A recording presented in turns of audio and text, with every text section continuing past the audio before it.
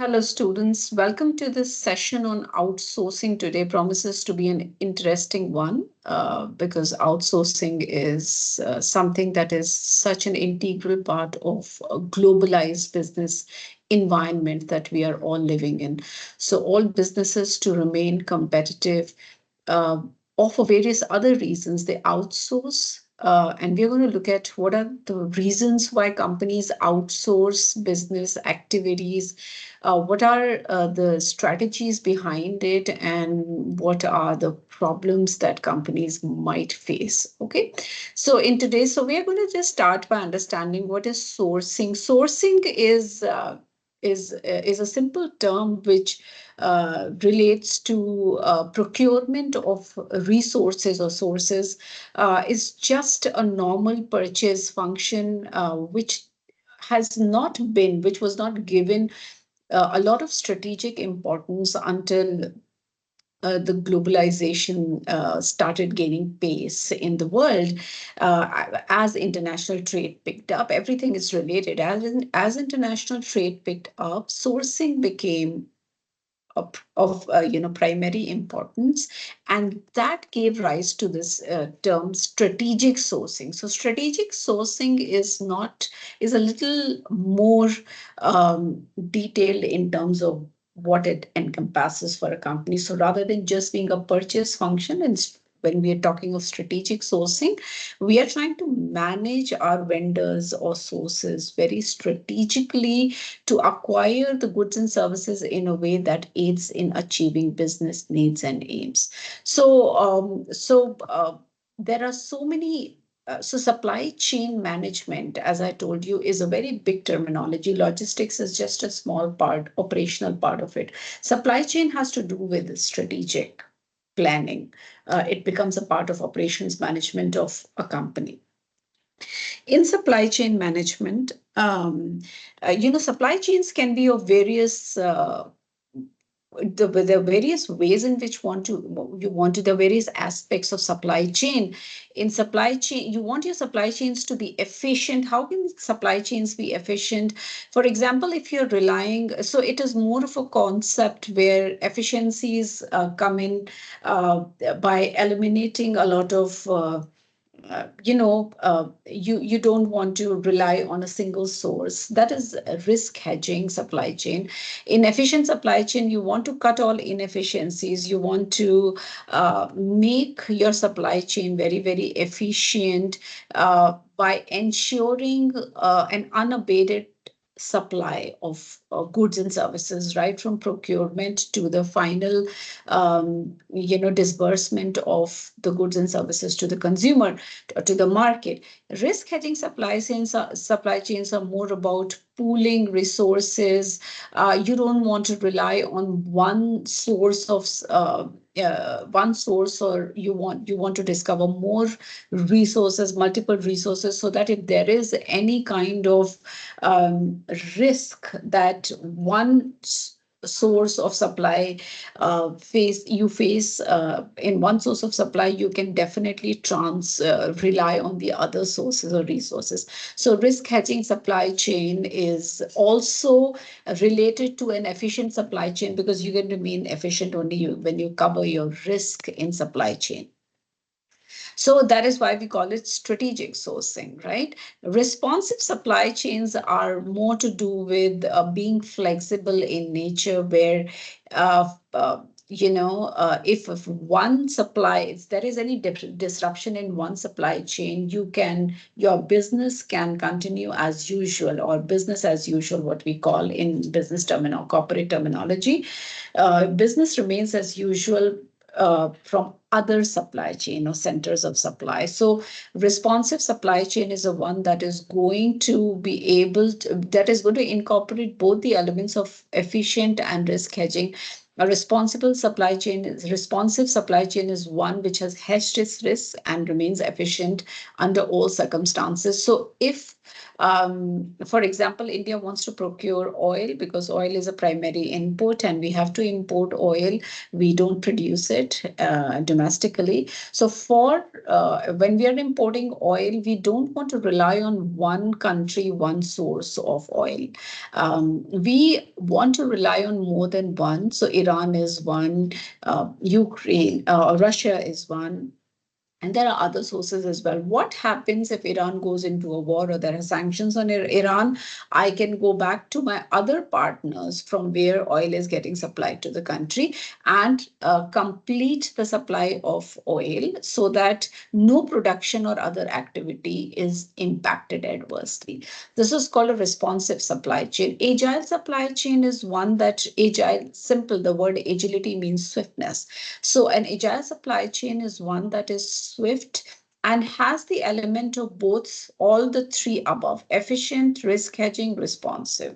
So you are a responsive supply, you're an agile supply chain. When you're responsive, you have the flexibility.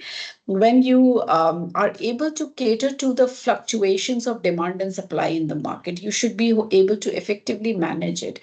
An efficient or an agile supply chain is one that has hedged its risk and is efficient. So has all the elements of the above three. Having understood what strategic sourcing is, so now by now we have understood the supply chain management is all about strategy, vendor management, vendor relation, supplier relation, and is a very big functionality. We are now going to turn our focus to outsourcing as an activity. Now, what is outsourcing? Um, okay. So basically, outsourcing is an activity where I want to. So as like I said, sourcing is something which where you're trying to just source your either your inputs from multiple sources. So outsourcing is when you, to remain efficient or competitive in the market, you want to um, you know give away or kind of uh, just part with certain functionalities of your own business that may not be your own forte or your strength, may mean a lot of cost impact to your organization, and you can do better or perform better or stay more competitive in the market by not dealing with certain functionalities. So running a business has multiple functionalities, right from logistics to marketing, and in between there are so many things. The whole production is happening and everything else is happening, right? So what we want to do is, if I don't want to run my own logistics, so we are a vertically integrated business. If we want to have control over all the entire supply chain, but if we don't want to be vertically, if we can let go of certain functionalities like logistics, we can give it away to someone because we think we can perform better by not dealing with something like logistics. So nowadays there are companies that are only logistical support companies or logistic companies. For example, FedEx is one. Yeah, there is the there are other companies by the name of trucking company Rider. Okay, these are companies that are only going to handle your logistical requirements. Similarly, we can give up on our marketing and advertising to some other organization. We call it a third party outsourcing, and because we feel that they may be able to handle this activity better, by doing this, we will be able to, as a company, as a business entity, as an organization, be able to focus on the one activity that is our core competency, while only managing or having control over other activities that are handled by third parties. So that is called outsourcing. That is moving some of firms internal activities and responsibilities to outside providers. Now, how we decide? So, what we the essential the the key word here is that we keep the core activities to ourselves as a business and we outsource all the non-core activities. But how do we decide core, non-core? Because times are very dynamic, they change fast, they may turn non-core into core, core into non-core over a certain time period. So there are certain other parameters, and outsourcing is something which is more than core and non-core functionalities. So outsourcing, for you to be able to decide what you want to outsource, we should be able to have very strong reasons behind it, and we should be able to make a whole case on why we should be outsourcing a functionality to a third party. So there can be financially driven reasons, which means that simply by reducing your inventory and selling unnecessary assets, you just want to focus on fewer activities or fewer functionalities and improve your return on assets, or rather than trying to manage everything on your own. There's a financial reason. Another financial reason is that if you want to generate some more cash flow for your organization, you just might want to sell the low return. You identify functionalities which are a bigger headache, more cost than return. Sometimes they can even be functionalities which are loss making for you. That's a certain outsource area. You have to outsource that activity. Gain access to new market. Sometimes we outsource just because we want to we want to enter into a new area. So by outsourcing something like a production activity, we are not only outsourcing support functionality. Sometimes we may, as an organization, want to even outsource our entire production activity. So these days, organizations behave more like a non-manufacturing organizations. They are not producing, they are just into managing, they are just into managing something like a product design or a marketing strategy, or something like vendor management. But they are taking bigger decisions rather than themselves only producing. For example, Apple is not producing iPhones or any of its products on its own. It has business partners like Foxconn, to which it has outsourced all the production activity. Now, for that, you need to have a contract. You can outsourcing happens by entering into a contract. We are going to look at how we can have a strategic alliance. We can have a contract. We can have our own standard operating procedures. We can have our own test. So we are only testing the final product before releasing it into the market, because ultimately it's your own brand reputation that is going to be at stake.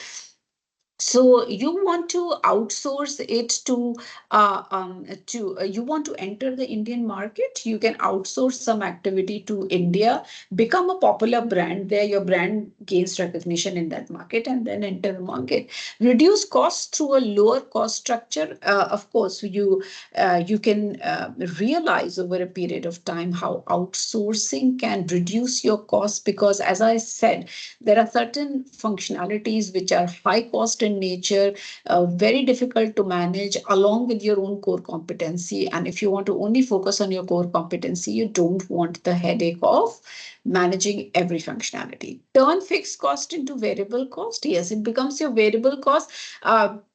Cost like logistics and all can be a fixed cost, right? But you turn them into variable cost, because you will have, when you've outsourced it to a third party, you will utilize it as and when. So you no longer have to maintain, for example, warehousing.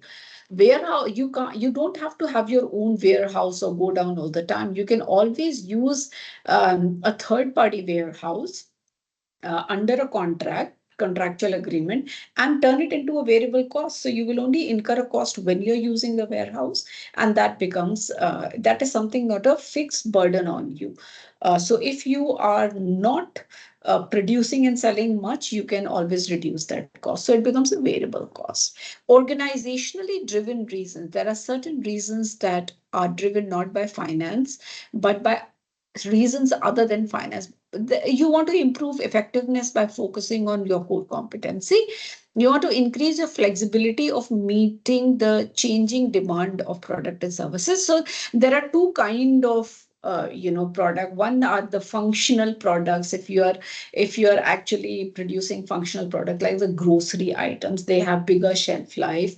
They have a lot of substitutes available in the market, so they have a lower price margin. If you're dealing with a functional supply, then probably you have done your project, but sometimes your profit margins or your returns are lower there. The margins are very, very slim in a functional supply chain. But in an innovative supply is one. So all companies want to foray into the innovative supply segment, where the innovations are happening very fast. You're launching newer products in the market. Of course, they get your so the profit margins are higher because you can always skim the price, skim the profit from the market, launching it at a higher price till the time the imitations or the other people start imitating your product, and the substitutes flood the market.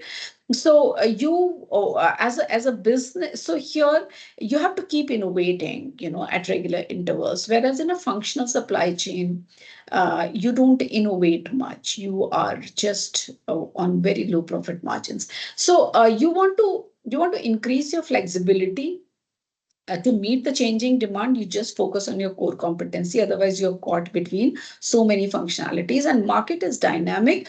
It can sometimes the demand surges, sometimes it is very, very low. So you have to understand how you want to manage that rather than managing other functionalities like human resource, like accounting. Increase product service value by improving response to customer. As I said, you can focus on consumer needs and your core product rather than focusing on other processes.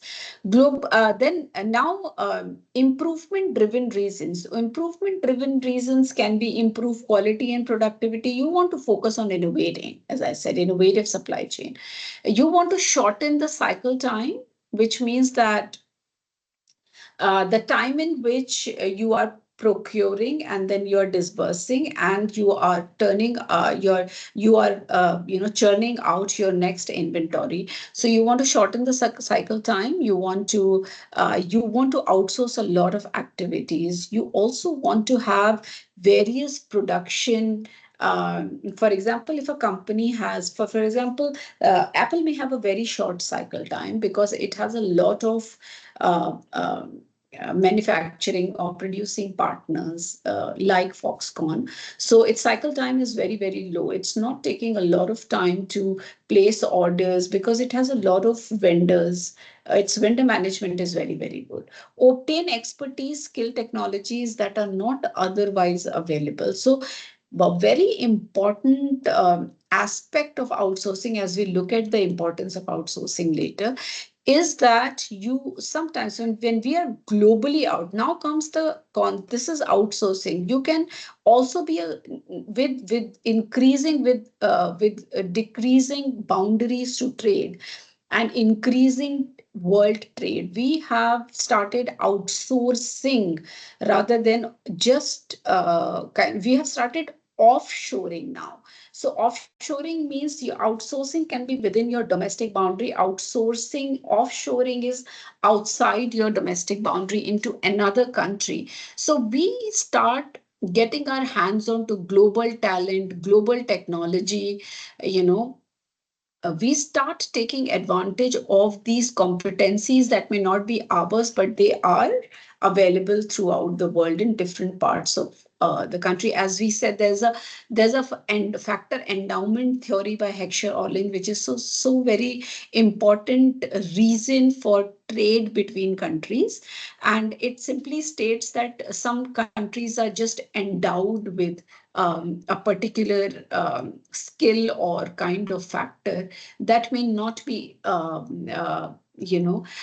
that may not be available to other countries. So if you want to take advantage of that, offshoring has become, you need to offshore business. So expertise, skills, technologies which are not otherwise available to you in a country, because a country is a very small domain. Improve risk management. Yes, if there is a problem with uh, one supply partner, you can always fulfill it from the other vendors or other supply partners. So that's risk hedging that you do. As I said, there is a risk hedging supply chain also.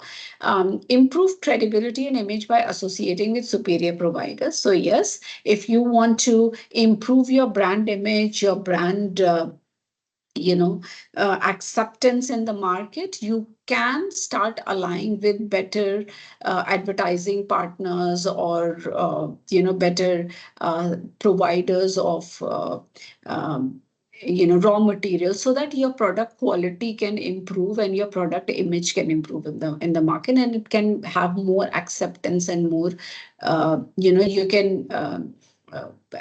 can uh, penetrate the market deeper. Okay, so let's look at some video here.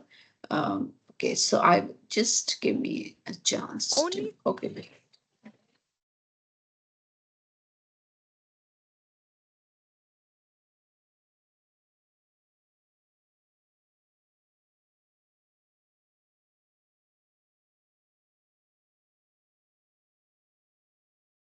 Let me just share my screen.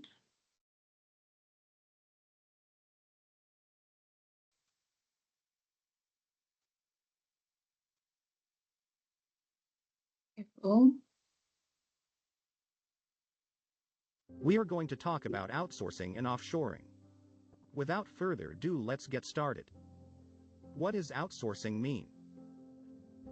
Most people think outsourcing and offshoring are the same. Please know they are not the same. In simple words, outsourcing is the process of hiring someone outside the company to do work on the company's behalf.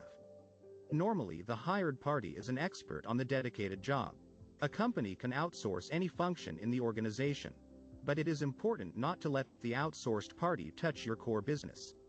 Not only in the logistics and supply chain, using outsourcing for traditionally internally handled activities has become a practice to gain competitive advantages by most of the organizations.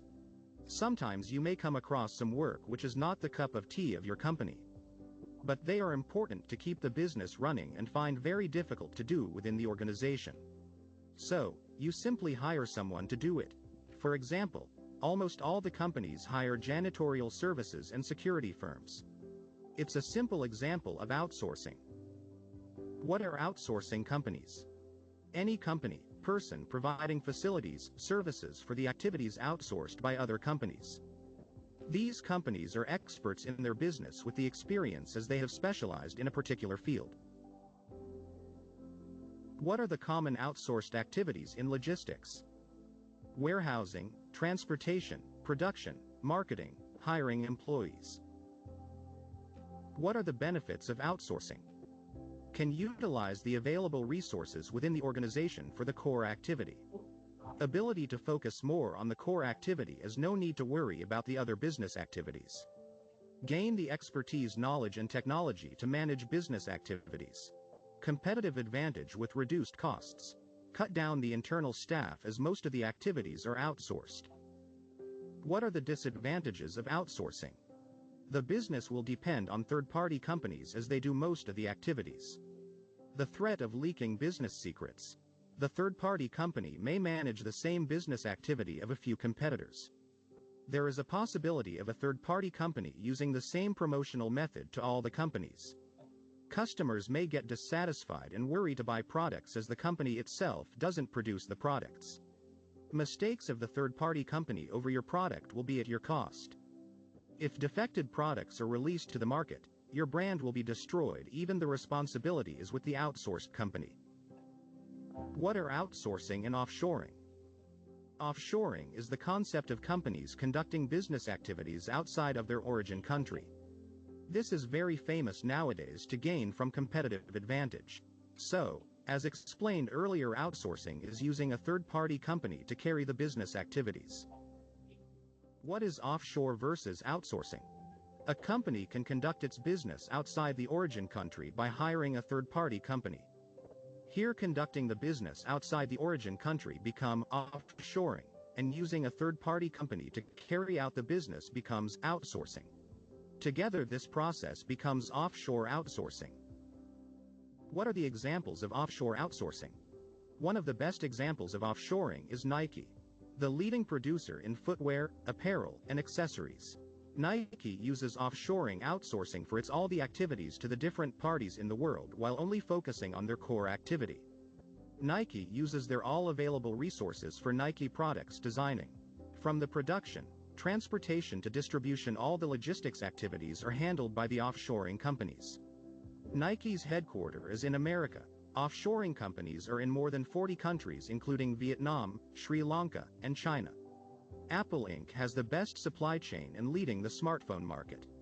Apple's headquarters is in America, yet they have offshoring production plants in China. That's it for this video. If you like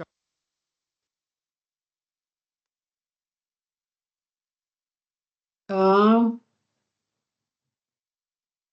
Yeah, hi. So here you go. Now let's look at outsourcing by Apple for you to understand what actually outsourcing, how actually Apple uses outsourcing to cut its costs, become more efficient, be a very big brand in the market, have global presence, um, absolute market penetration, yet it handles not even so, it's an absolute no manufacturing company, electronics company, right? So let's look at this one. Just Imagine this on your resume, a certified expert in ChatGPT and AI tools. Sounds impressive, right? It can Welcome to Daily Logistics. In this video, we are going to talk about outsourcing and offshoring. Without further ado, let's get started. What does outsourcing mean? Most people think outsourcing and offshoring are the okay, same. wait, have I just played the same video? Let me just get this. Welcome to Daily Logistics. Okay, In this it's the video, same. we are going to talk Okay, about I think that must have been a mistake. Okay, let me just, okay, I'll come play that video later on with you guys. So,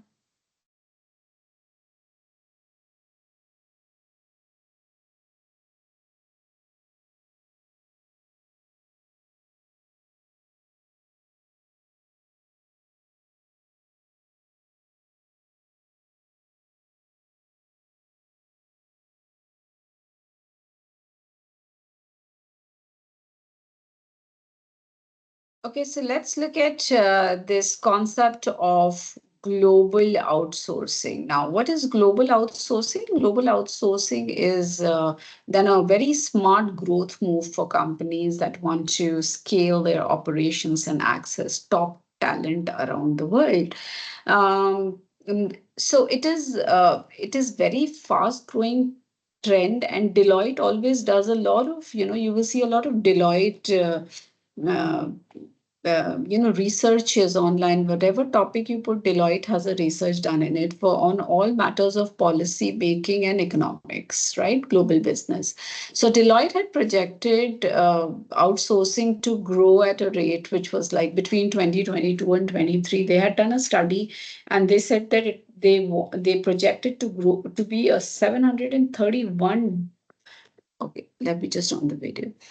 Yeah, sorry. They had projected it to be a $731 billion business by in 2023, which was a 5% growth over 2022. So companies that want to gain competitive advantage they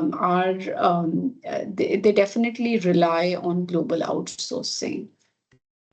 So global outsourcing then is a practice of hiring individuals or companies from another country to perform business functions in an effort to improve operations and meet the future goals. So all this is aligned with the vision, mission, goals, or objectives of the company.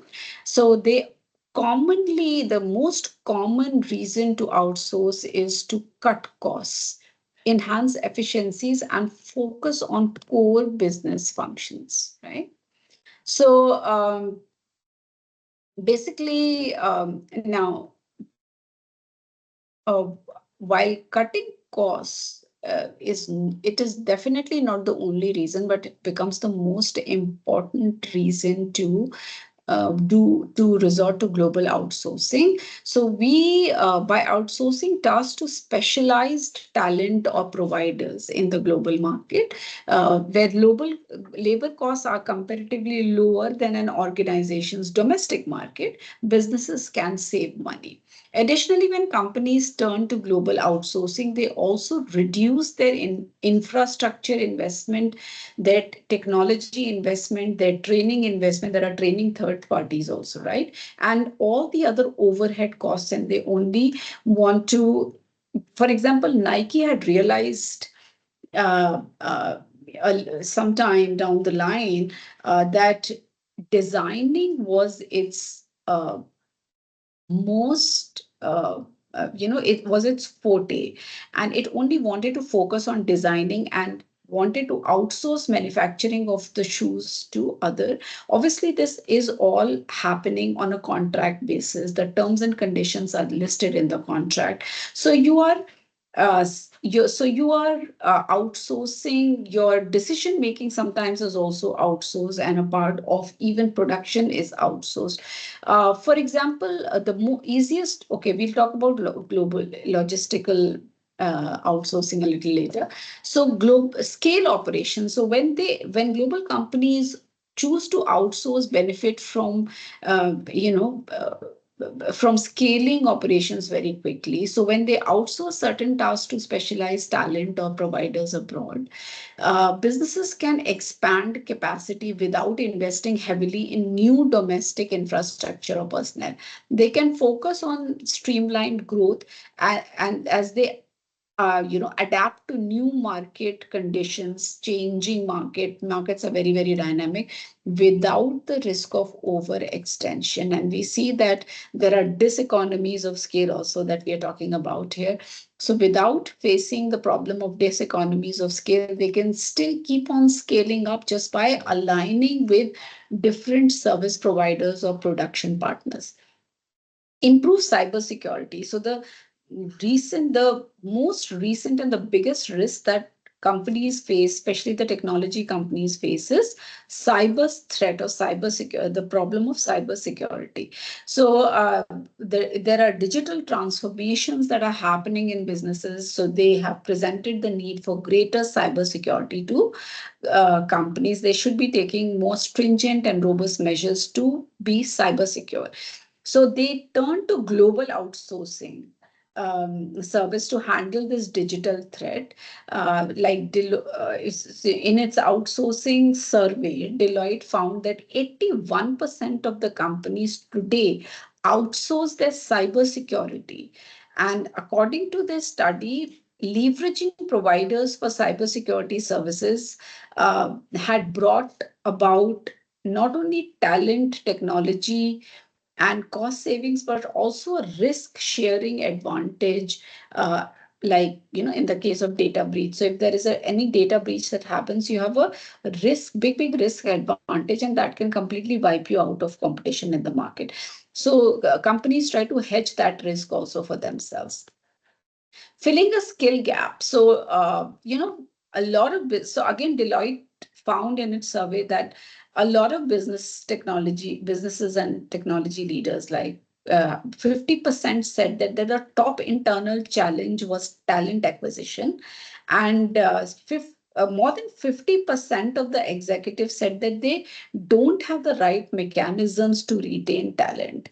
So that is why global outsourcing helps companies bridge this skill gap and improve global talent acquisition, talent retention, so leaders can build high quality teams and help them achieve their long term goals. benefits. Now, what are the ways of global outsourcing? What are the ways in which you can achieve global outsourcing? Three primary ways businesses can gain market share with global outsourcing. First, businesses can outsource just to engage international talent pool, to grow their global presence. That is very, very important. To have a global presence is primary to every big brand. Second is outsourcing allows companies to reallocate its resources to other business operations. Then businesses can use outsourcing to diversify their customer base also. So as the first point says, one of the primary benefits of global outsourcing is that it allows businesses to engage international talent to fill skill gaps that exist in the domestic market. So when you work with talent and service providers in other countries, businesses get a chance to leverage new skills, improve their business processes, operations, and optimize their budgets, I must say. When companies efficiently outsource certain tasks or operations, they can reallocate resources to other businesses. For example, if you hire an agency to handle your cybersecurity needs, rather than trying to build and train in-house, you can invest your cost savings to other critical areas of your business that directly impact your competition and revenue. Right? Now, businesses can also diversify their customer base they can by partnering with international talent or service providers. Organizations, they often gain a deeper understanding of the market and potential business opportunities it has in store. Uh, but as I said, there are certain um, challenges also to outsourcing, and we will the challenges can be your language and cultural barriers. We are going to talk about challenges a little later. Let's understand outsourcing can be very, very traditional in nature, which means that you just focus on cost reduction. So simple tasks that are very, very discrete in nature, for which the processes are set. There is no deviation that you want. It's an old process that can be very easily, and you can easily set the standard operating procedures for it. They can be very easily outsourced, like payroll. Payroll, you don't tweak payroll much. Payroll functions in a set pattern, and you can outsource payroll very easily out to somebody. Network administration, you don't need to have your own network administrators. You can if that is not a primary thing, or a core competency, you can give it away to a third party who can be better network administrators for your company. That's not the core. You're a manufacturing company. Managed services.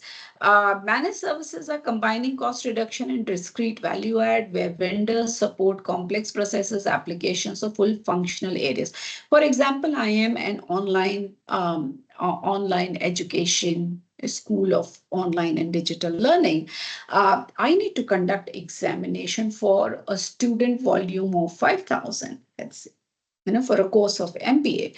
So how do I do it? What is the tool available? Should I try to build it myself, or should I just buy it, or should I just get it customized? So this is a very complex functionality, because it is going to be a whole package where the students are going to write the exam, you take the exam, they're going to submit their answer sheets. There should be no loss, no error here. There is no chance of an error here. Then the professors are going to check the papers. They are going to upload the marks, return the marks, and I should be able to download it in the format of an Excel or a report. I should be able to generate it without error. I should be able to give the result back to the students. So this is a very complex process. It's an application that the institution is definitely not going to build on its own. So I outsource it to a third party, like it can be an Infosys or TCS or an IBM to build this for us and manage it also for us, right? So all the banking operations are digitally managed by companies like IBM, and that is why these companies thrive on outsourced business. They are not generating or creating any business of their own. They are software companies, and what is their forte is to make products, and processes and softwares and sell it to organizations which are simple manufacturing organizations like a pharmaceutical company, like an educational institution, right? Or a hotel, restaurant.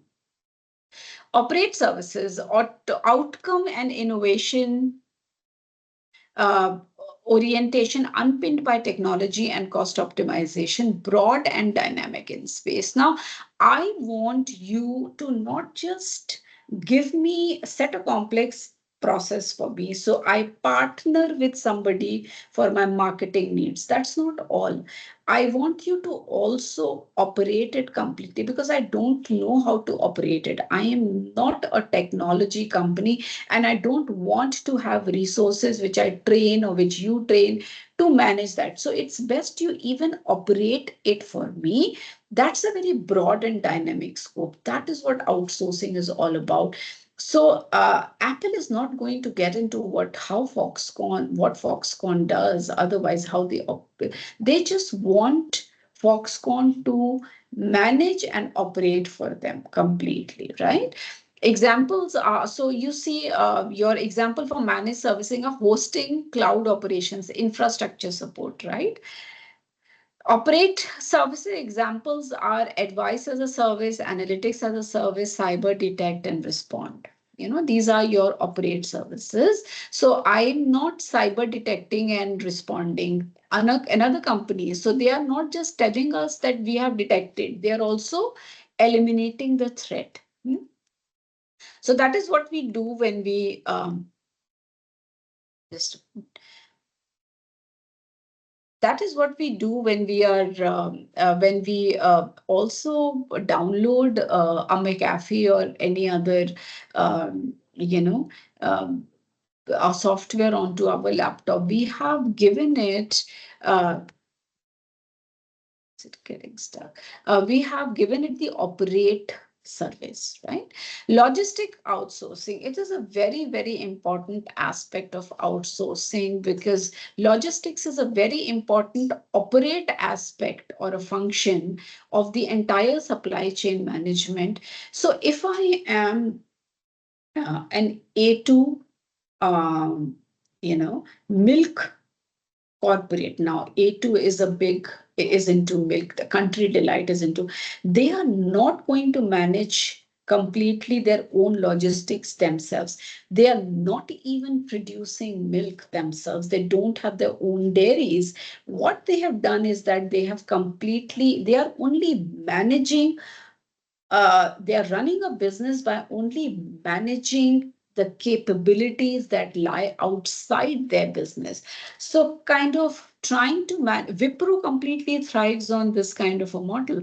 So, all businesses, current corporates that are stepping into dairy and agriculture are functioning in by help of outsourcing models. So I outsource logistics. So I tie up with a vendor of logistics who has a logistical setup that is appropriate or suitable for supplying something like a milk, which is a perishable product, needs some kind of temperature, has a very small you know, there's a very small time for which a very small shelf life, if I can use that term, which means that you collect it from the vendors at 4 in the morning and the supply and the distribution should be over by maximum 8 a.m. So let's say a 4-hour time frame you have to collect. So all collection and distribution is done by other outsourced logistical organizations. I, as a corporate managing Country Delight, which is a milk corporate, I'm not going to produce So I don't want to be a vertically integrated company where I have my own dairy farms and my own trucks for supplying milk. So I'm only managing vendors. That is called capability outsourcing. That is what 7-Eleven did. That's capability sourcing, and that is that we are going to look at what 7-Eleven did. Yeah, 7-Eleven is a grocery kind of a chain that was American, but now it has become Japanese just by using the outsourcing model. So so logistics handles from right from purchase of input to the final supply of output to the market.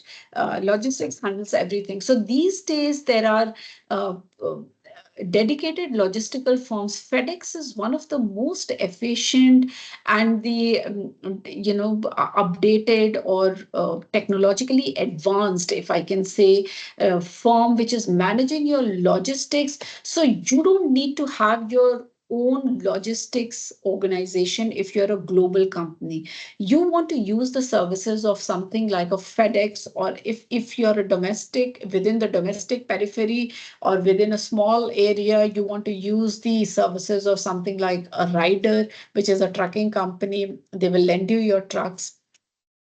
So, for example, Hewlett Packard also did this. It wanted to completely separate the logistics part from its business. It's not into logistics, right? Its functionality is completely different. Making of laptops, making of the tablets and PCs. So they turned over its inbound raw material warehousing in Vancouver, British Columbia into roadways logistics. उन्होंने एक पूरी नई company बना दी, उसको नाम दे दिया roadway logistics. उसमें 140 new people were hired there that were managing roadway logistics, that was warehousing for HP 24 by 7, and they can also manage it for other companies, right? So उन्होंने अपने 200 plus employees को free किया. जिनका फोटे logistics management नहीं था, उनका फोटे था देवर टेक्निकल एम्प्लॉइज. सो उनको अपनी कंपनी के अंदर रिटेन किया. They were made to do what they were best at, that what they would be good at, and hence uh, it could free its resource completely. और रोडवे लॉजिस्टिक्स एक नई company बन गई. Now it has saved a lot of cost from there, and it can, so money is what, a resource which has alternative uses. It is scarce with us. We can't waste it at, so it has generated more revenue and saved a lot of cost. That is what logistics outsourcing is all about. So we're just going to take a very small break, come back, look at this framework for structuring supplier, when to outsource, when not to outsource, and see this case study of 7-Eleven. Look at what green sourcing is all about, and then what the challenges of outsourcing. All right. So I'll just give you a 5-minute breather, or take a 5-minute breather, and we'll come back. Thank you.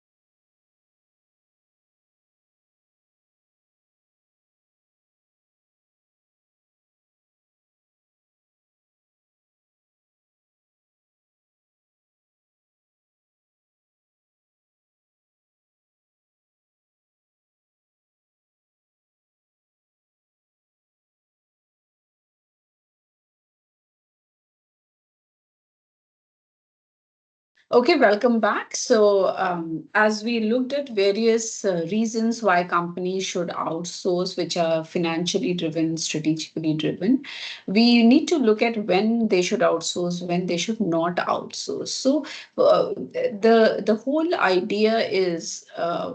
Not just understand what is core, what is non-core, but to understand what is the level of coordination needed, what is the kind of investment in strategic assets that you have made or you will be making, and what are the intellectual property aspects of the functionality that you want to outsource. So looking at the coordination aspect of it, if there are interfaces that are very very standardized and it's highly codified in nature, and all the prices, quantities, delivery schedules are absolutely streamlined, you can very easily outsource it to a third party provider, because there is nothing that needs to evolve now. Okay, so you want to get it off your back, it's very easy to outsource such functionality where everything is already set, is in place.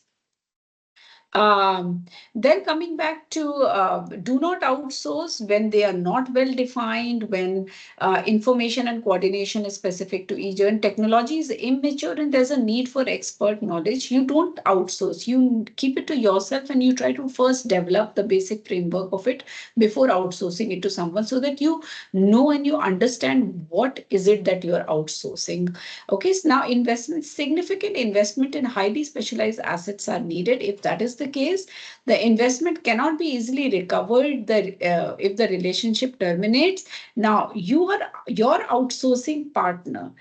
So for you to have an outsourcing partner, you need to also invest significantly in even outsourcing that business. And if your relationship SARS tomorrow or terminates tomorrow due to any reason, you will not be able to recover these investments from, for example, research and development. Now, you want to have a research and development partner, you will have to invest a lot. You have to pay a lot for research and development. Is the most expensive functionality, is the biggest cost impact for any. That is why we say mostly medicines are very expensive, because 1 in 25 medicines, it is said, finally makes it to the final consumer. And while the 24 that can never make it to the market are the ones that have also taken a lot of R&D money, research and development money. So it involves a very high cost, okay, because scientists are very very expensive, it's a very niche skill, right? So laws, so these are the, if something is a very very lengthy long learning curve, you don't want to outsource it right away to another business partner. Assets are commonly available for, but on the other hand, if you outsource something to somebody where it is very, for example, we are, if the college is looking for a software where all the students can write their exam, submit it, and they can check it and very efficiently and effectively return the marks to the, and the feedback to the student, then it's very commonly available, these kind of softwares from a very large number of suppliers in the market. So you can very easily outsource. It's not a very high amount. Okay, intellectual property characteristics. If the intellectual property is weak in that area, and if you think technology will be very easily imitated by other people, you don't want to outsource this, because this is something that probably you have developed. So you want to keep it to yourself. For example, McD's will never allow anyone else to understand. Okay, that's a franchisee model, but that's a strategic alliance that we are also going to, that also becomes a part of outsourcing. What are the ways in which we outsource? What is a strategic alliance? We enter into a strategic alliance with a vendor. Okay, if the intellectual property is strong and it's a difficult to imitate technology, then you can very easily outsource this, because you know it cannot be imitated, right? Okay, so 7-Eleven case study. I'll discuss what 7-Eleven is. Is a US owned, was a US owned supermarket, I would say a chain of supermarket, which was a highly vertically integrated one, which means that at their store they were selling gasoline, they were selling milk every day, for which they had their own dairy farm, and they were selling all the other products which were common, like chips and other fast moving products also. So they were finding it very, very difficult to manage all these functionalities together. Plus, they had their own distribution network as well. So the logistics was also owned by 7-Eleven. Whereas they realized until 1991, this is what 7-Eleven was doing. So they realized that their Japanese partner, the Japanese store of 7-Eleven, was not a very highly vertically integrated one, and they were a very, very profitable entity. And while their margins were the American stores margins were very slim, because they were operating on very small margins, profit margins. So they wanted to study their model, and they realized that they had indulged in something called capability sourcing. So capability sourcing was a term that was kind of coined to refer to the way companies focus on things they do best and outsource other functions, which is not their capability, which can be somebody else's capability. And all you do as an organization is to manage these capabilities outside your organization.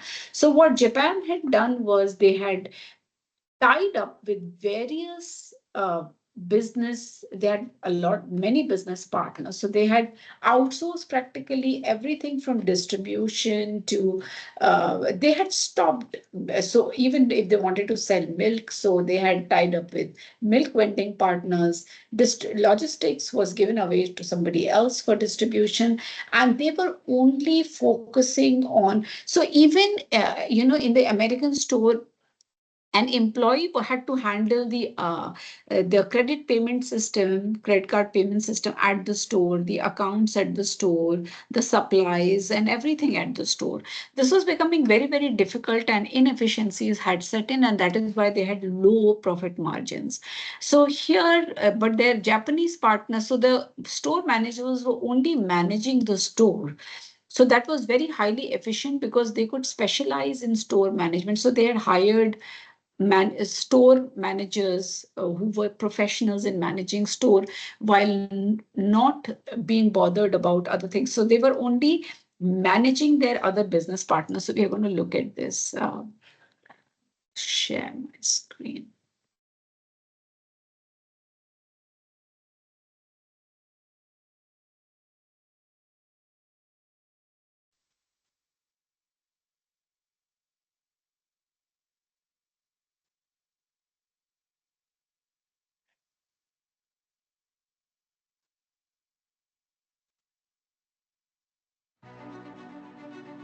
I'm a senior director at 98th percentile. It's a US-based edtech company. And other Not only 7-Eleven, but also our advertisers, our vendors, Okay. to target rice balls. Look at that. Michelin type of ramen. Convenience store chain has over 13,000 and gas. But now, as cigarette sales continue to decline and many expect gas sales to slow, many are racing. 7-Eleven started as an American company, but it went bankrupt. 7-Eleven started as an American company, but it went bankrupt twice.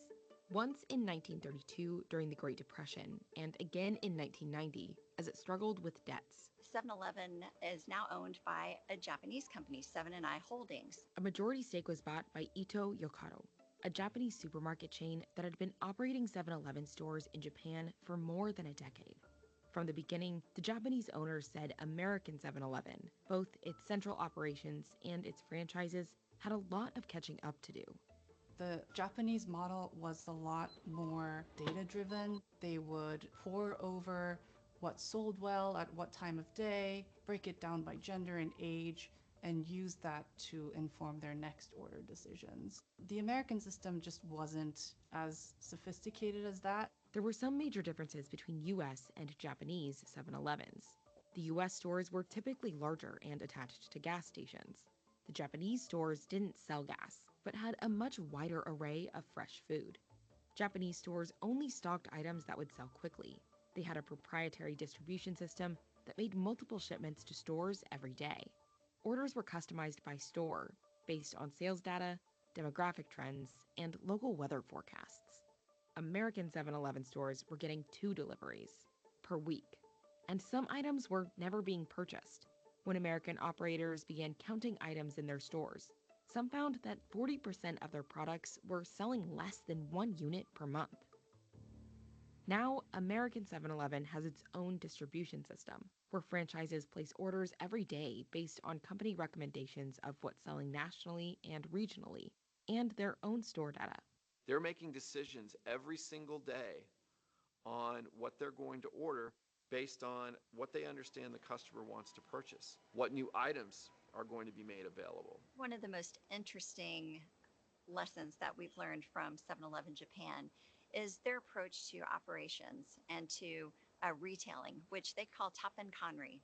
And Tapen Kanri is basically this idea that we localize our assortment to the needs of customers. We actually help our stores localize their assortment so that they have the right balance of a consistent assortment of products that consumers and customers would expect to see nationally, as well as items in the assortment that are perfectly appropriate for a given store's location. This is especially important when it comes to food.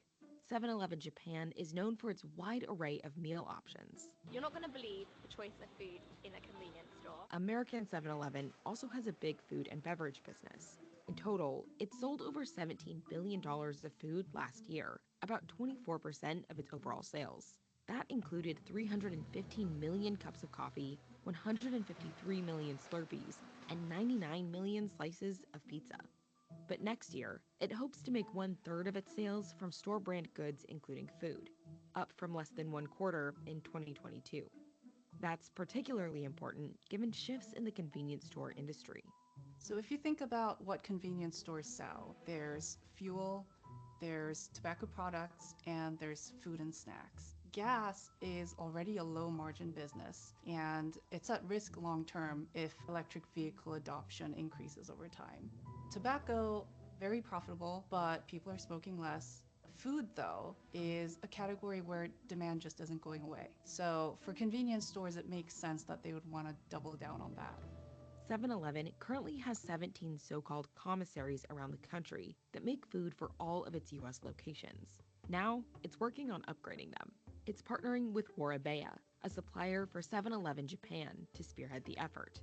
Warabeya's new factories in Hawaii, Texas, and Virginia can make a wider and more localized range of food than 7-Eleven has been able to stock in the past. Things like being able to cook rice en masse, new protein capabilities, all which help 7-Eleven introduce new types of products in the food area to our customers. We recently launched a product that's a spicy miso ramen soup, not something you would typically think about just being sold at a 7-Eleven. It's adding a lot of items to its menu. The main question is how many customers will buy them.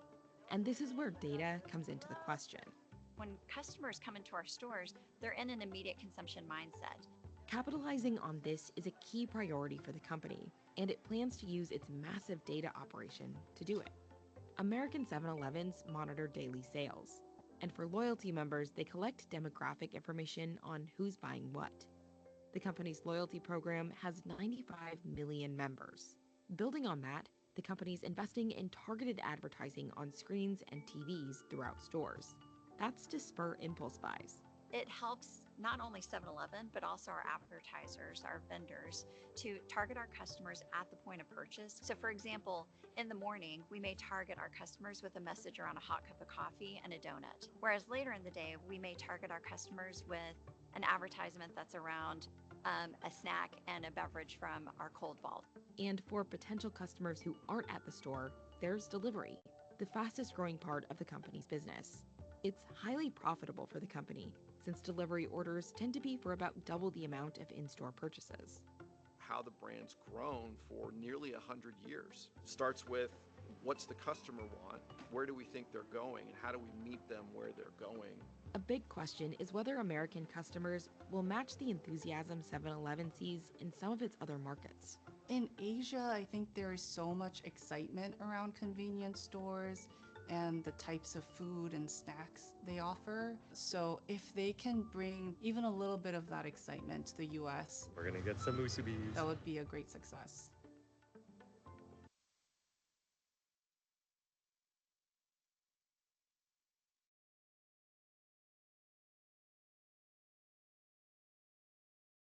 Yeah, okay, great. So this is more about this video is more about telling you how 7-Eleven operates. And the most important part of it was in the beginning where it said that it is now a Japanese 7-Eleven and not an American 7-Eleven. So and now they sell in America on their model. So what 7-Eleven is basically focusing on is only trying to understand consumer needs, consumer wants. They are not focused on other parts of the business like logistics, like payroll, like technology. That is being outsourced, handled by other business partners, while they themselves are only looking at consumer needs and how best to cater the market.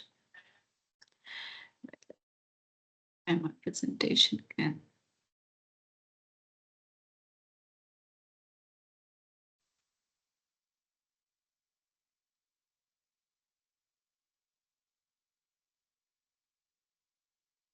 Okay, yeah. So now let's understand there is the buzzword these days in businesses as if some any of you followed the World Economic Summit that happened in January this year in Davos, Switzerland, is how can we make businesses more sustainable? Because the entire world is at a tipping point right now of an environmental or ecological disaster. You see the kind of rains that happen, don't happen, the kind of heat that is being generated. It's a global phenomena. Only India is not facing it. I saw news of Italy getting flooded, with the torrential rains, and you see how Dubai was in news. So now comes the most important part of green sourcing. Now, green sourcing means, you're trying to become an environmentally responsible organization, and it has become like a business imperative, and many firms are looking to their supply chains to deliver green results. What going green is very, very important now. So the significant area of focus now relates to working with suppliers that can turn that your processes into green, where you can definitely saving money is also a very, if you go green, you save a lot of money, because the focus areas here are reusability, recyclability, right? The 3 R's: reuse, recycle. So that's very, very important. So electricity, how you can become, how you go green in electricity. So if you rely on more natural sources of electricity like solar, like hydra, like hydro, like wind, then if you can tap these resources, your electricity expenditures or costs can go down. So these days, companies, it does require an initial cost of going, sourcing green. So now they're looking at sourcing partners which can help their organizations become more green in their, in their functionalities. So so where, environment is not a very, very, it's not the first trade-off that we are doing for growth.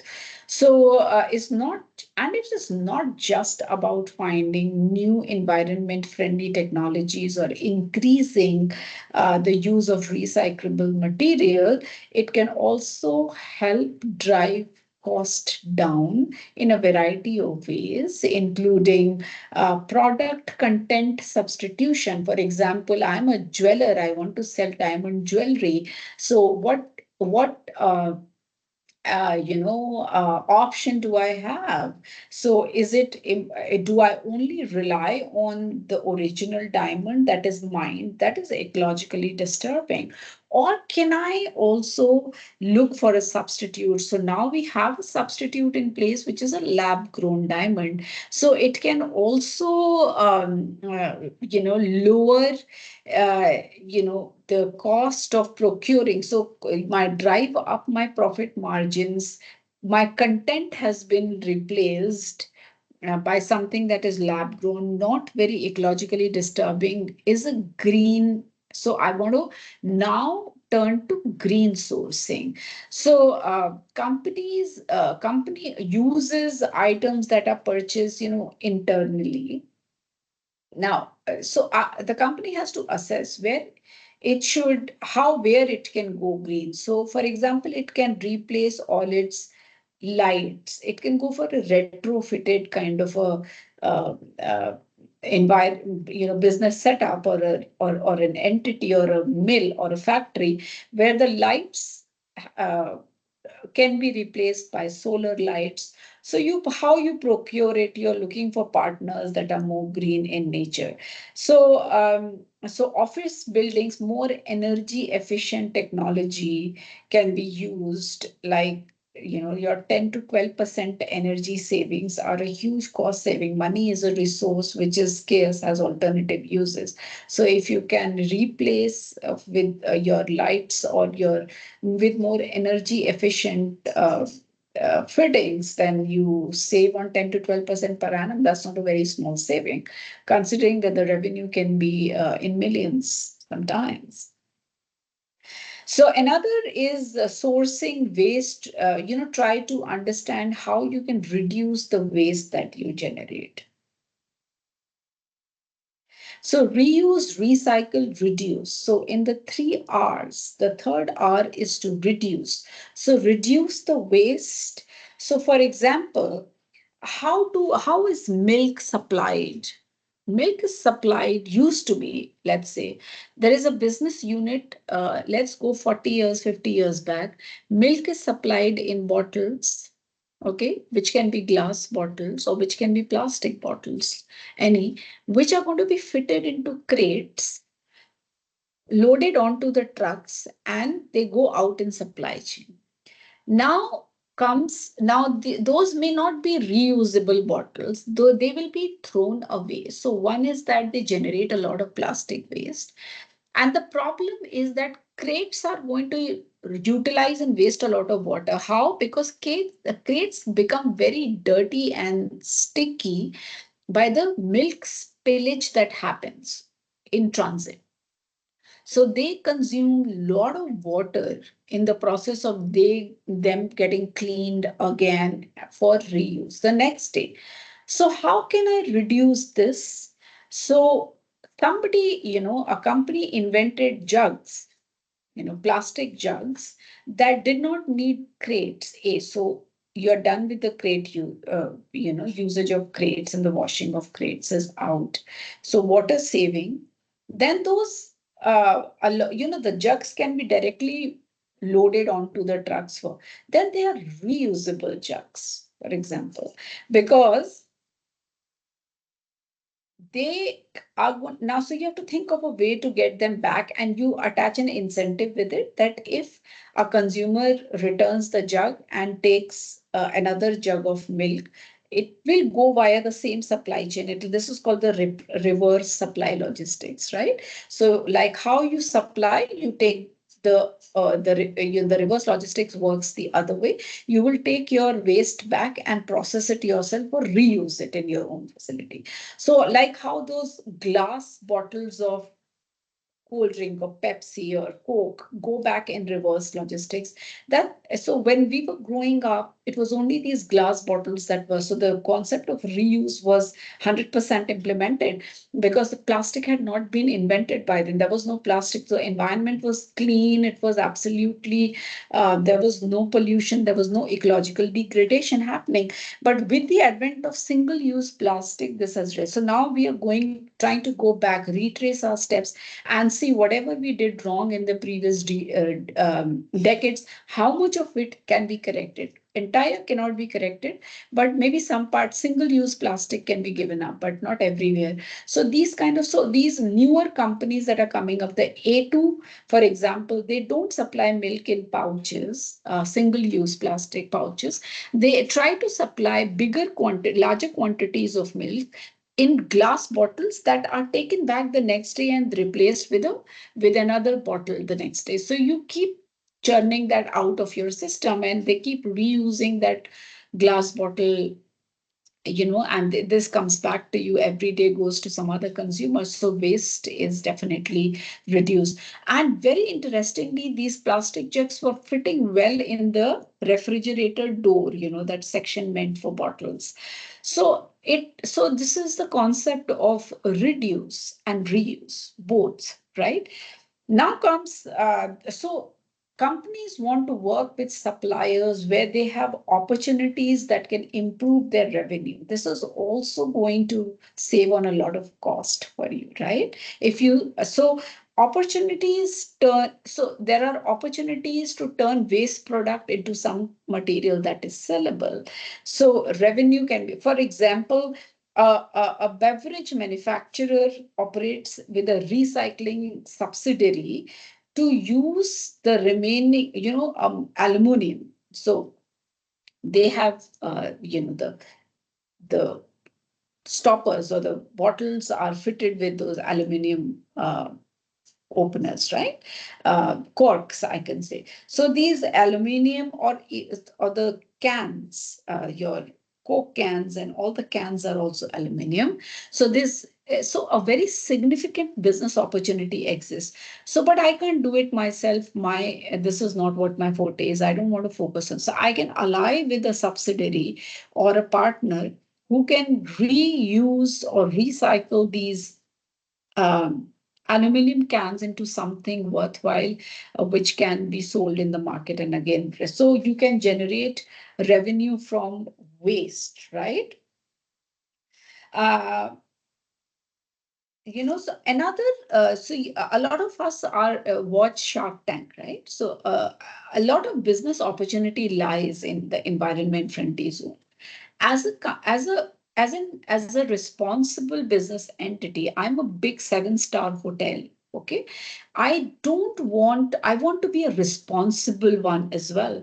So I will look for vendors or suppliers that will supply cleaning material to me. That is the floor cleaners, the laundry cleaners, or the bathing materials to me in which are made out of environment friendly coconut oil based. You see these companies coming up with detergents or soaps for your own use, which are not chemical based. They are coconut oil based. Sometimes they have natural ingredients in them. So they don't harm your body. They don't harm the environment because they're going to go down the drain and mix in the soil or the sewer somewhere, right? So should they be, so they definitely change the constitution or they make the soil very, very acidic in nature, and they also contaminate water. So I want to be a very responsible chain of hotels, not using anything that is harming the environment. So I'm looking for suppliers. I'm trying to source something green from them, detergents. So assess the opportunity. This is how it goes. Evaluate and prioritize. How important it is for you to make that differentiation as a brand in the market, which is not going to harm the environment at all, right? Engage sourcing agents. So I have to look for sourcing agents, cross-functional ownership of the process. So there has to be within the organization, you have to only have a section of your working population working towards engaging and managing these what I call capability sourcing, right? Assess the supply base. So you have to engage vendors in the process where you should be able to understand, is the supply going to be enough? There's only one vendor producing the environment friendly brand of detergents and soaps and bathing liquids, etc. What if they close down tomorrow? Do I have any replacement? What if I need more tomorrow? Do I have replacement? What is the kind of opportunity that exists in the market? So engage vendors. You have to assess the supply base definitely. Institute, for example, there is a uh, let's say there is a company that makes those cement mixing trucks you have seen, right? So I want to use fly ash, which is a byproduct from coal fired power plants. We are mostly a thermal based electricity generator. We rely on a lot of thermal energy as a country. We are shifting our reliance to solar energy. Why are we doing that? Because again, we are degrading the environment by over reliance on coal as to generate thermal energy. So when coal is burnt, fly ash is generated. So there is a lot of fly ash which goes waste, which is only polluting the environment, which is going to be dumped here and there. So can the Portland cement, can it be substituted for cement in that ready mix concrete or in the concrete blocks to produce a stronger and a lighter product with reduced water consumption? So see what all is happening. One, fly ash is not being dumped to degrade the environment. Second, water consumption goes down because cement needs a lot of water. The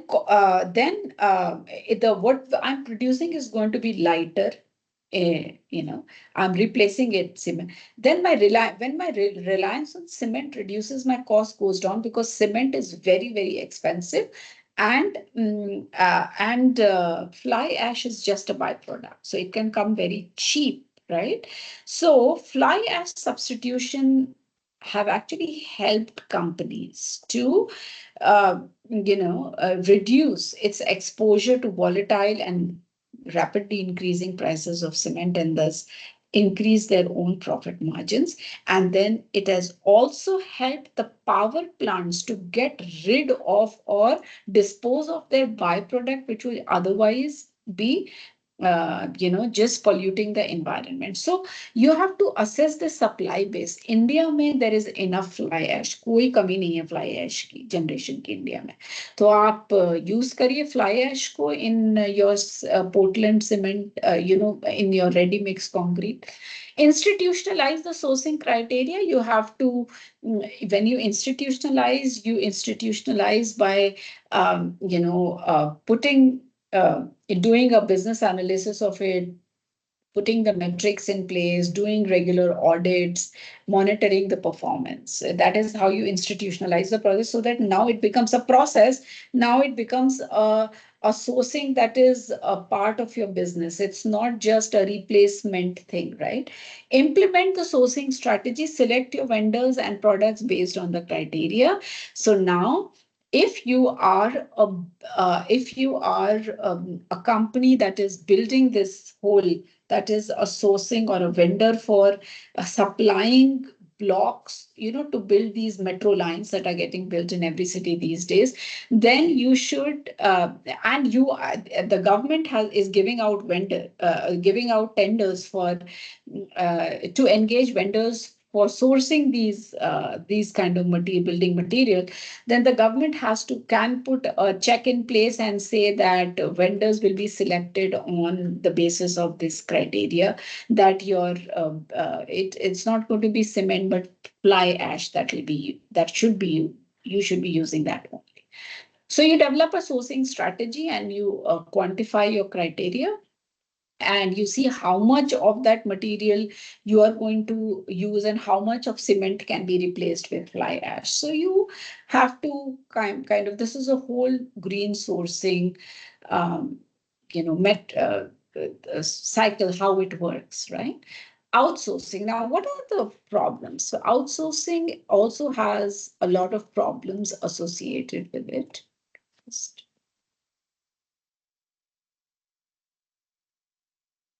The problem with outsourcing is language and cultural barriers. Now, that poses a very significant threat to global outsourcing because it is a very, very complex thing. Culture is very, very complex. Communication complexities are there that arise from language differences.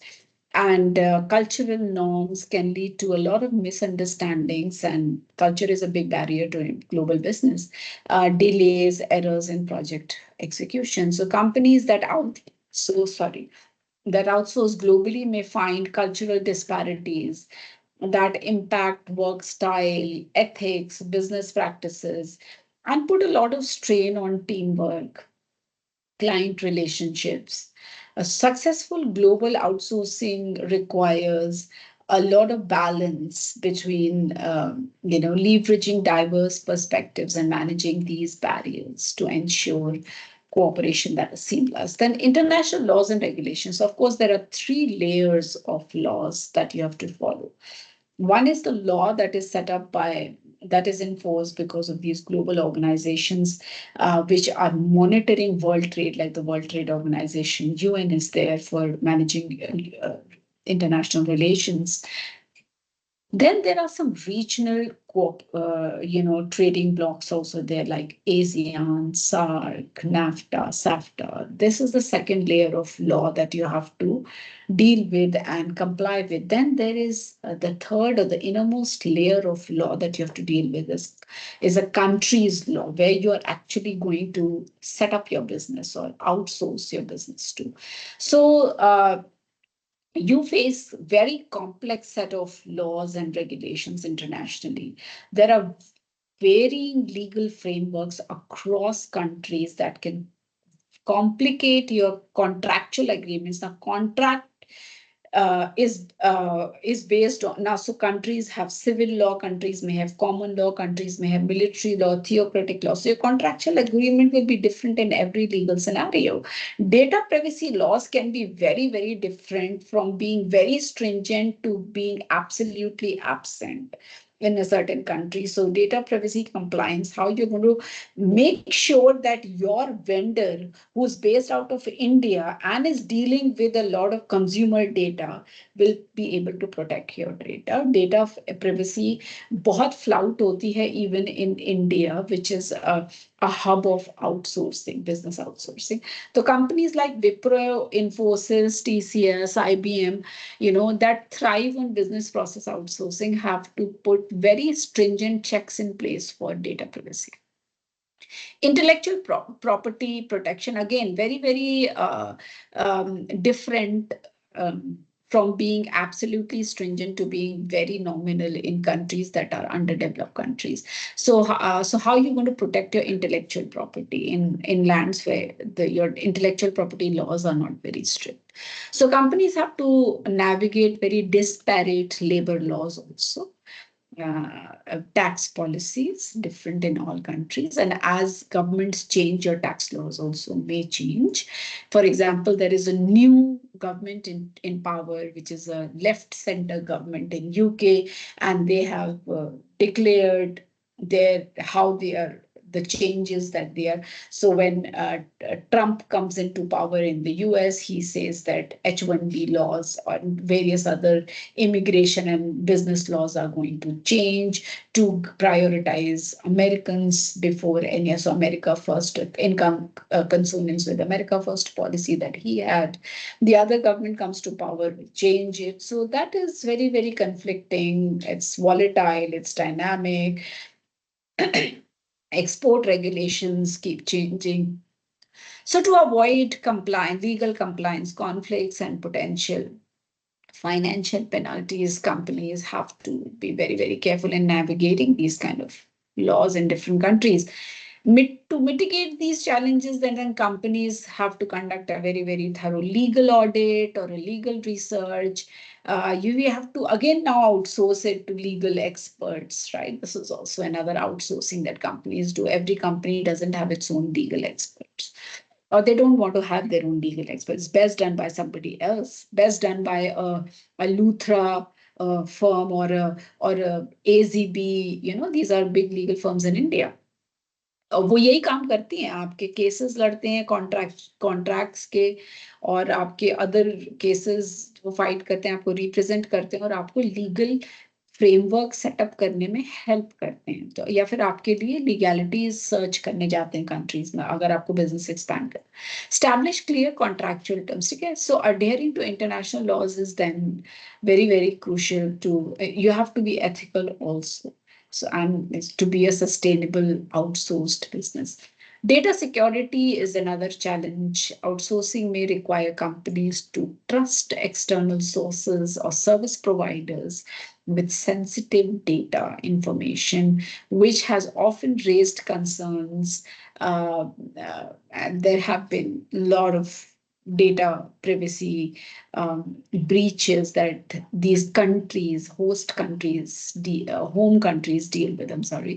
So different legal frameworks around data security can lead to compliance issues. अब India ने अपना पूरा legal framework अभी change किया है, काफी कुछ change किया है, बिकॉज हमारे जो लॉज थे देवर कॉलोनियल लॉज, हम बहुत ही आर्केक लॉज है, कभी किसी ने उसको रिवाइज नहीं किया था। तो अभी इंडिया ने रिवाइज किया है to make the business environment more reliable, favourable, conducive and attract more business into the country, क्योंकि बिजनेस आपके यहाँ आएगा ही नहीं अगर डेटा प्राइवेसी बहुत आसानी से ब्रीच हो जाती है and people can get away with it. अब इंडिया ने बहुत कुछ चेंज कर दिया, क्या क्रिमिनल लॉ होगा, क्या कहाँ पे क्रिमिनल पेनल्टी लगेगी, कहाँ सिविल पेनल्टी लगेगी, लगेगी तो कितनी लगेगी, make it like a deterrent. So India is setting those kind of laws in place that are more conducive to international business. Because outsourcing involves sharing data across networks, borders, which can potentially lead to cyber attacks, data breaches. And cyber attacks बहुत common हो गए हैं. So these are the problems associated with. So global outsourcing then involves delegating. So it's a lot of your data and processes outside. So these are the problems that are associated with uh, yeah, and outsourcing. So the next topic that is in line to be discussed is strategic alliance. So very close on heels. So if you are outsourcing, strategic alliance becomes very very important. So today I'm just going to introduce it to you. So, an alliance is the sharing of capabilities between two, and we talked of capability outsourcing, right? Just through this discussion today. So, alliance, strategic alliance, so an alliance is sharing of capabilities between two or more firms. And the intention is to enhance the competitive advantage or create new business entity or capabilities to achieve a business that can be mutually beneficial. That is what an alliance is all about. For example, Maruti, in alliance with Suzuki, can produce cars in India. So, how many of us know, or do we know, that even Skoda is looking for an alliance partner in India because they want to not produce. They find themselves not very competitive in the Indian market because India has a lot of indigenous producers that are churning out very good competitive cars. Every year 2, 3 newer models, and they are looking for alliances in the EV segment, and they want to start manufacturing now with alliance partners rather than it being a greenfield investment, which can lead to heavy losses if you are not unable to sell those many units. So that is what is happening with them. So both Volkswagen is ready to exit the Indian market because but उनका दूसरा इतना easy नहीं होता exit करना market because they are catering to the entire ASEAN and the Middle East market from the India facility. So let's see what they will eventually end up doing, but this is what the word that's around. So global alliances are actually aimed at developing. uh, just give me one moment.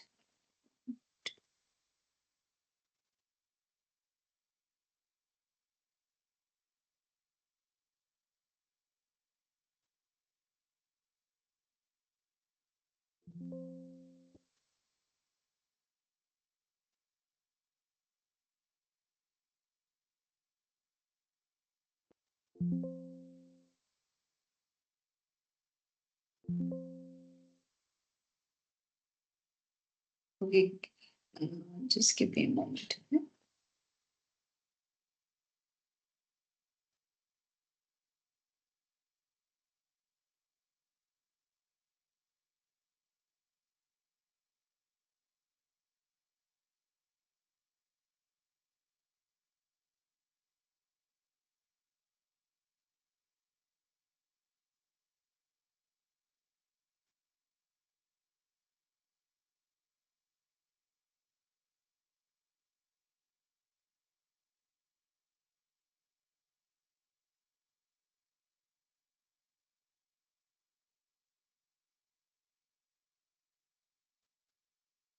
Yeah, I'm back.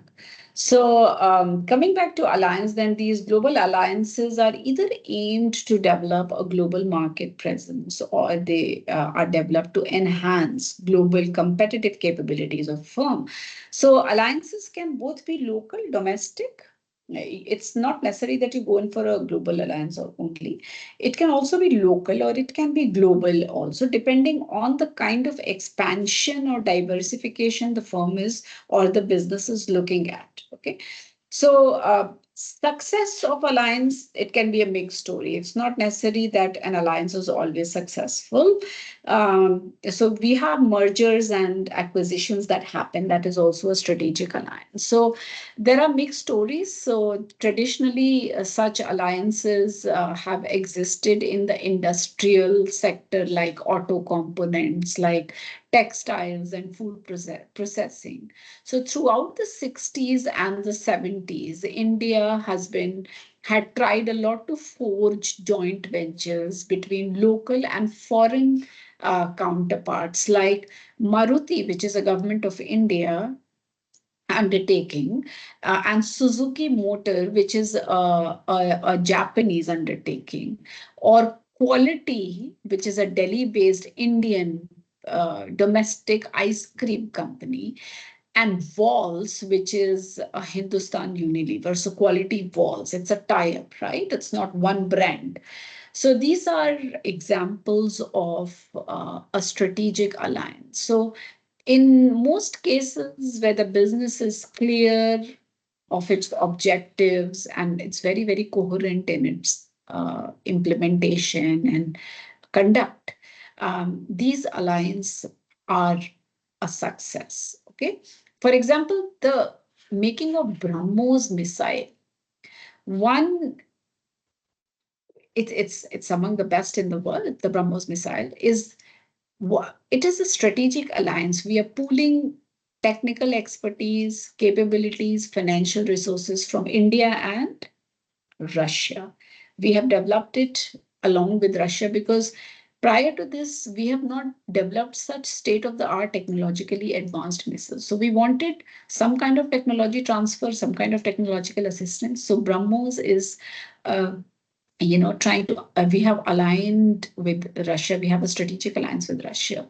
So as you all know, it's a big success because we are selling it in the international market. We have sold it to Philippines, and we are trying to turn the terms of trade around for us. So it's among the largest export order, selling it to Philippines, that India has received for any defense sector company in India has ever received. So 374 million US dollars that we that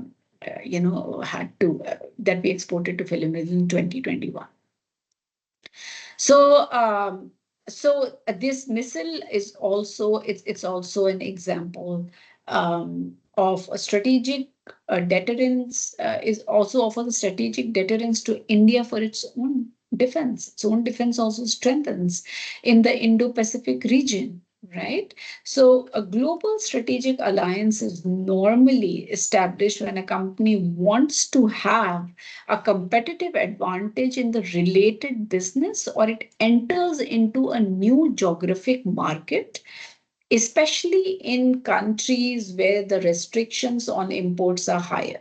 So, if I'm unable to export very competitively to a country, it's good if I enter into a strategic alliance. So I have a franchise partner. I give out my license. I enter into a joint venture. I acquire some business or I merge with some business there. Okay, in that I acquire in that country. For example,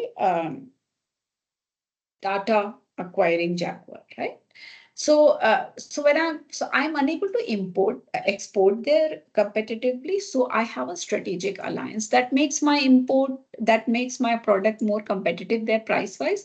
क्योंकि import duty का issue हट जाता है वहां से क्योंकि वो तो हम वहीं पे produce कर रहे हैं वो नहीं किया. So I'm not actually exporting. It's your own product now. I have a strategic alliance with in your own country. So I have an alliance partner there. So it can be two or more corporations which can ally with each other for the target market, which can be like catering to one of the markets where import restrictions are high. So these are why do we need a strategic alliance? Because we need to also apart from entering newer markets, increasing your sales, penetrating, having a global presence, increasing your revenue, we also have to share risk, especially for larger firms where the stakes are very, very high, or where the company is investing into new business with high entry cost. It always makes sense to have a business alliance. For example, oil exploration, it's very high capital intensive in investment, kind of requirement sector. So, and the success rate is also not very high here because it's not necessary everywhere you drill, you don't get oil. So that probability of getting oil is not very, very favorable. So, and the second is hospital. So, Apollo Hospital of India has entered into two significant or signed two significant memorandum of understanding MOUs with Kenyatta Hospital and Airtel Africa at Nairobi in Kenya to jointly build a hospital and offer medical care. Because to establish a hospital in Kenya or in Nairobi is to have a greenfield investment is not easy. Otherwise, you can't sell your services there because it's not a product, it's your service.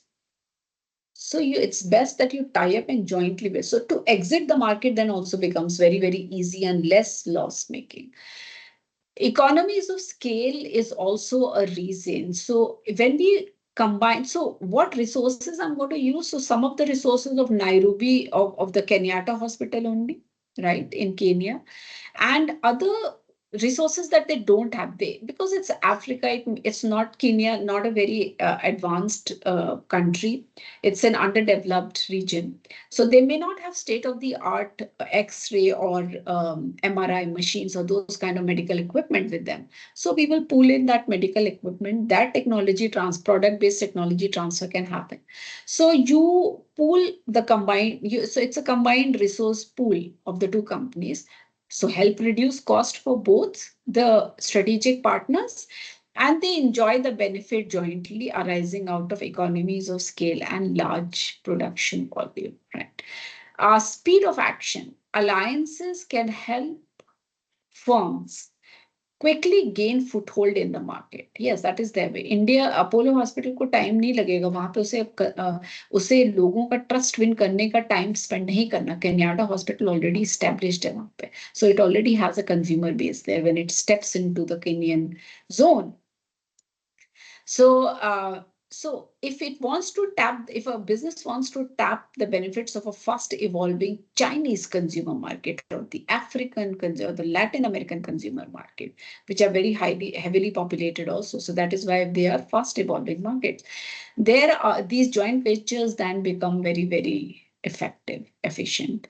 Some firms join hands to produce cost effectively in China and export it to the world market. उनका एक ही काम है कि China में alliance करो, produce करो, raw material labour सस्ता है, टेक्नोलॉजी प्रेजेंट है, इंफ्रास्ट्रक्चर कंड्यूसिव है, supply to the rest of the world from there.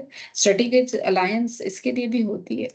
New skills, अब आप किसी और कंट्री में गए, तो आपने नई क्रॉस फंक्शनल स्किल्स को आपने सीख लिया, and you can then start working in that direction also, because her country में अलग alliance से आप अलग सीख सकते हैं, correct? New business opportunities you explore when you ally in different.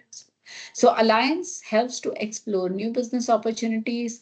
For example, Larsen and Toubro, when it joined hands with Combat Vehicles Research and Development Establishment, that is an affiliate of DRDO, that is CVRDE.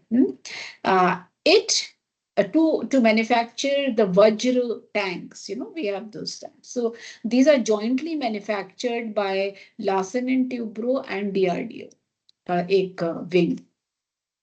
So they learned how to Larsen and Toubro learned how to manufacture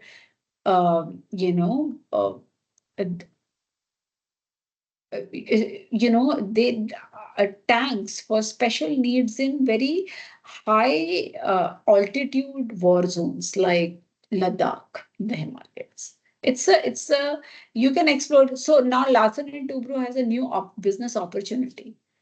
It has already forayed into the manufacturing of tanks for warfare in high altitude war zones. So now that has also become its business expertise. Uh, when the markets are restricted, firms, there are market restrictions, firms can't enter. For example, L&T can't produce tanks on its own because the government of India doesn't allow. It has to ally with a government. This is a government controlled, government owned business because it's highly strategic in nature. So it has to ally with a government organization like a DRDO, then only it can enter that market. So Honda Motor has to collaborate with a Hero cycle in the 80s to enter the Indian market. So that is why you had Hero Honda. If it wanted to sell motorcycles or bikes in India. So government regulations की वजह से भी कभी-कभी अलाय करना जरूरी होता है. अब गवर्नमेंट ऑफ इंडिया अलाउ नहीं करती कि डोमेस्टिक सेगमेंट में फॉरेन प्लेयर्स अपनी इंडिविजुअल फ्लाइट्स फ्लाई करें. सो अगर सिंगापुर को इंडियन डोमेस्टिक मार्केट में आना है, बिकॉज दूर से वो बड़ा अट्रैक्टिव लग रहा है profit wise, so it has to find an alliance partner जिसमें 51% स्टेक इंडियन पार्टनर ओन करेगा, आपका माइनॉरिटी स्टेक ही होगा. सो टाटा के साथ अलाय करके सिंगापुर एयरलाइंस ने बनाई विस्तारा, because वहाँ पे government restrictions and these are restricted markets. So to enter these markets, you have to have an alliance partner. Uh, so now Hero Electric was India's biggest two-wheeler market, joined hands with Mahindra Group because it wanted to collaborate for tapping the world evolving market opportunity for EVs in India. हो गया. Hero Electric Mahindra के साथ collaborate करके EVs बना रहा है. Now, Hero also has an expertise or a forte in the two-wheeler segment. और Mahindra का strong forte है four-wheeler segment में. So this business alliance has now given एक तो economies of scale होगा, then business आपको you have forayed into another business. It has given you another expertise. So EV sales of Mahindra has touched a record high. And Hero Motors wants to utilize this production facility of Mahindra Group to cater to the growing market of two-wheelers, right? So when sometimes, so it's a win-win situation for both the alliance partners. So Tata Telecommunications has entered into a business alliance with Microsoft to provide cloud, unified communicator, and internet and connectivity solutions. And it has also allied with Cisco for dynamic communication, connectivity, and associated technologies. It has alliance with AWS also, that is Amazon Web Service Technology, for building the next gen digital enterprise by leveraging the power of cloud, internet, IoT, that's Internet of Things and connectivity.